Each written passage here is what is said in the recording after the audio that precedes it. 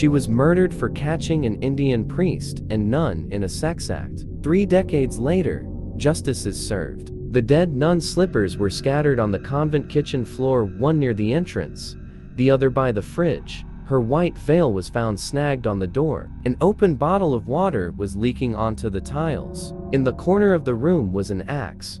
Officers discovered the crime scene, described in court documents seen by CNN at St. Pius X Convent Hostel in southern India on March 27, 1992. Later that day, they found Sister Abhaya's body in a nearby well at the Indian convent in the city of Kottayam, Kerala.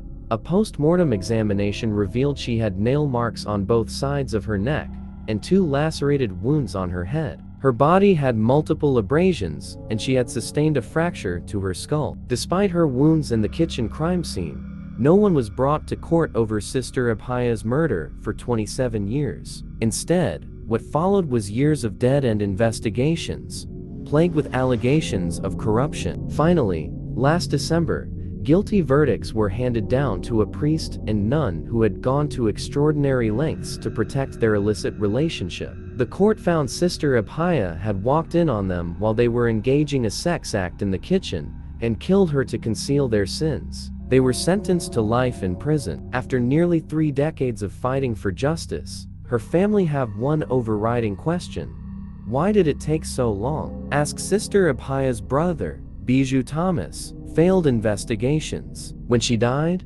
Sister Abhaya was a student at a local college run by the Knaniya Catholic Church in Kottayam, then home to about 1.8 million people. Among India's Hindu majority population, 2.3% follow Christianity, a figure that hasn't changed in more than 2 decades. But Kerala has a sizable Christian community, around 18% of its people. According to India's Central Bureau of Investigation (CBI), which prosecuted the case, Sister Abhaya woke up at about 4:15 am on the day of her murder to study for an exam. She went to the ground floor kitchen to fetch some water, and it was there prosecutors said she found Father Thomas Katur and Sister Sefi performing a sex act. Father Katur taught psychology at the school, and Sister Sefi was in charge of the convent hostel where the act took place. Prosecutors said the pair maintained an illicit relationship. The night before the murder, prosecutors said the priest snuck onto the convent grounds and stayed in Sister Sefi's room, which was on the ground floor of the hostel, near the kitchen, when they realized the young nun had seen them in a compromising position. The pair hit her on the back of the head with a small axe kept in the kitchen, then threw her body into a well on the hostel grounds. The details of what happened that night didn't come to light until years later, after immense pressure from activists and the young nun's family. Her father, in particular, refused to give up. The first investigation into Sister Abhaya's death was opened by the Kottayam West Police Crime Branch on the day her body was found. A year later, it concluded the cause of her death was suicide. But Sister Abhaya's father, Matthew Thomas, refused to accept their version of events and urged the CBI, the nation's premier investigation agency, to take over the case. They picked it up in 1993, but for 12 years did not charge anyone for her death. Instead, between 1993 and 2005, the CBI filed 4 reports, including 3 closure petitions, urging the Chief Judicial Magistrate to drop the case. In their first report, they agreed with Kottayam police that the cause of death was suicide by drowning. However, it was not accepted by the Chief Judicial Magistrate, and the case was reopened. Their second report, published in 1996, was inconclusive. They could not determine if it was suicide or homicide. Investigators once again urged the case to be closed. This was once again rejected. Their third report, published in 1999, stated it was a homicide but didn't nominate any suspects. This was rejected as unsatisfactory by the Chief Judicial Magistrate. Yet another report was filed in 2005, reiterating the case was untraced, as they could not identify any suspects. And once again, it was rejected by the Chief Judicial Magistrate. After this, the investigation was transferred from the CBI New Delhi branch to the CBI in the southern city of Cochin in Kerala. Finally, in 2009, The CBI formally charged Father Kator and Sister Sefi with murder, as well as another priest, Father Jose Pufracail, who police said was involved in the killing. All three denied the charge, as well as allegations of conducting an improper relationship. They filed a dismissal request to get the case dropped, and it took another 9 years before a judge ordered Father Kator and Sister Sefi to face trial. Charges against Father Pufracail were dropped due to lack of evidence. The trial, on August 5, 2019, the trial finally began. Prosecutors argued that Father Kator and Sister Sefi went to remarkable lengths to cover up their relationship and crime. According to the CBI, Sister Sefi underwent hymenoplasty, a cosmetic fix to restore or reconstruct her hymen, the day before her arrest in 2008, to make it appear that she was still a virgin. In court, prosecutors accused police officers from the Kottayam West Crime Branch of tampering with evidence and destroying documents crucial to the investigation. It is reasonable to suppose that Father Kator had at his control the immense resources of the diocese in terms of money and material, and could command the obedience of priests, nuns, and laymen, the prosecution said. Prosecutors alleged lead investigators, including the superintendent and the deputy superintendent of the police, were instrumental in the cover-up. The judge agreed with the prosecution's assertions that early police investigators fabricated and destroyed evidence, including the plastic bottle, Sister Abhaya's slippers, and her white veil. He ordered the state's police head to ensure that such misdeeds on the part of the police do not occur in future. Only one charge was made against an investigating officer, but that was dropped in 2008 after he died. At least one other lead investigator from the Kottayam West Police Crime Branch, who was accused of fabricating and destroying evidence, also died before the case concluded. Father Kator maintains his innocence. "I have done no wrong. God is with me," he told local reporters as he arrived in court on December 23 for the sentencing hearing. His lawyer said the case relied entirely on circumstantial evidence. "There is no conclusive evidence," said Father Kator's lawyer, B. Sivdis, "and there was a delay in the investigation, a delay in finding the accused. There were so many loopholes. The court convicted them because the case became a sensation." Suicide or murder? Sister Abhaya, born Bina Thomas, was a polite and quiet child, according to her brother, Biju Thomas. They grew up in Kottayam and were devout Catholics and followers of Jesus Christ.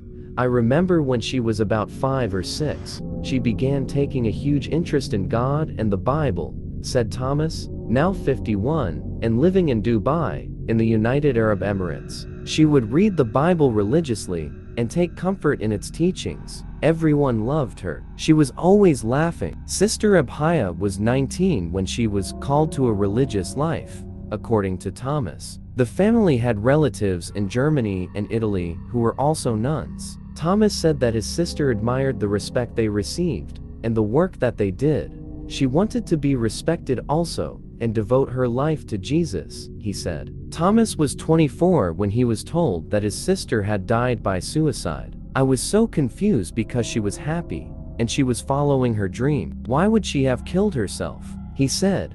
Thomas traveled back to Kottayam town from the state of Gujarat, where he was studying, to be with his family and take care of his sister's funeral arrangements. Several days later, he visited her body in the morgue and read the post-mortem report that revealed his sister had head injuries and nail marks to her neck.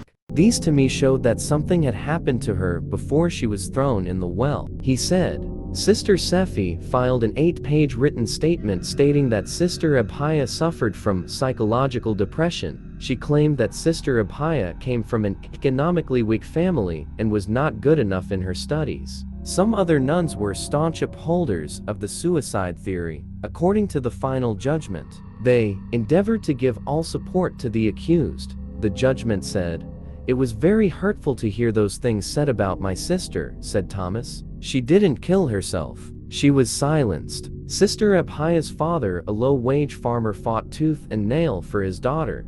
Thomas said, "We were poor people. We didn't have much money," said Thomas. "But my father would travel for hours a day by bus to probe the police to reopen the case and give us the truth. He suffered a lot," said Thomas. He always said, "Someone killed my Bina. I am sure of it." Activist pushed for answers. Days after news broke of Sister Abhaya's death, the suspicious nature of the case piqued the interest of a young activist, Joman Puthenpurakal. "When I heard details about Sister Abhaya's case, the overturned fruit basket, the axe in the kitchen, her slippers in different positions, I knew immediately that something bad had happened to her," said Puthenpurakal, who said he was inspired by Kottayam-based freedom fighter, K.E. Mammon, to do good in the world. "I knew she hadn't committed suicide, like the police and the church said," he said. Puthenpurakal soon formed an action council to get justice for the murdered nun. He took a signed petition, along with Sister Abhaya's father, to the CBI, detailing all the allegations of corruption and listing key witnesses. Every time the CBI filed a petition to close the case, Puthenpurakal kept the pressure on, using the Indian media to keep the case in the public eye, and urging investigators to dig deeper.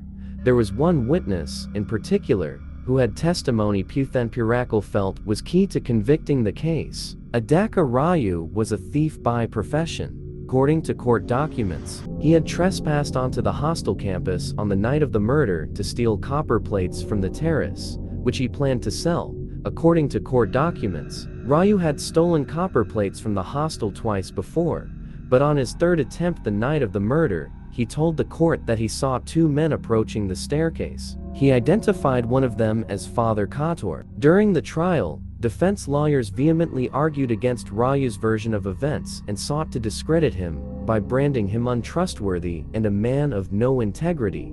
They also alleged that he was a witness planted by the prosecution. The prosecution, however, said Rayu was taken into custody by the crime branch and kept in the station for 58 days. He was subjected to inhumane torture by officers there, who tried to extract a confession to pin the murder on him. He stood his ground and did not budge even an inch, according to the prosecution. He was offered a substantial monetary reward and a job for his wife, and the meeting of the educational expenses of his children and a house to live in, but he did not succumb to these blandishments. The police even arrested an acquaintance of Rayu's and tortured him for 2 days, according to court documents seen by CNN. The judge stated that the acquaintance's brother was also arrested and tortured for 6 days. He was repeatedly told to testify that Rayu had committed Sister Abhaya's murder. Rayu faced many difficulties in coming forward, said Puthenpurakal. The defense completely dehumanized him, but he was one of the only witnesses who stood his ground. Despite the mounting pressure, "I dedicated my life to this case, and I wanted to see it through the end," said Puthenpurakal, who continued to pursue the case even when it endangered his safety. Father Kator threatened Puthenpurakal at a protest for Sister Abhaya. According to court documents, Father Kator warned Puthenpurakal that he would be handled in the proper manner, also pointing out that no one working against the church had ever been spared. Long wait for justice. Because religious authorities in India are held in such high regard, victims often find it difficult to come forward if their perpetrators are involved with the church, according to the former president of the All India Catholic Union, John Dale. However, in recent years, a number of victims in Kerala have come forward to seek justice. In April 2019, Catholic Bishop Franco Mulakal was charged with raping a nun multiple times between 2014 and 2016. A group of nuns who spoke against his alleged abuse claimed the church attempted to transfer them to other parts of the country in a bid to silence them. Mulakal, who is now based in the northern state of Punjab, has denied all allegations. Former Catholic priest Rabban Vadakumkari was sentenced to 20 years in prison in 2019 for raping a 16-year-old girl in Kerala. The incident came to light only after the victim gave birth in February 2017.